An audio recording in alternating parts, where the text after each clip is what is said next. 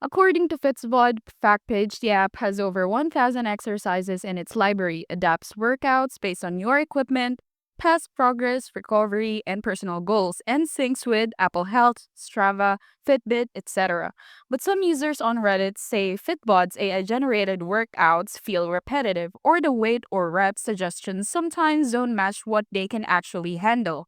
On the other hand, JEFIT is praised for its huge exercise library, detailed logging options such as sets, reps, rest timers, and the ability to build or choose from many community workouts. According to a community post, someone said, JEFIT definitely has limitations, but if you know what you're doing, it is IMO the way to go. But it's not perfect. Users report sync issues, for example, Apple Health or Health Connect, and missing calorie burned in workouts. Also, Trustpilot reviews of Jeffit showed mixed feelings. Some loved the structure and customization, others complain about aggressive upselling and tricky cancellation or subscription issues.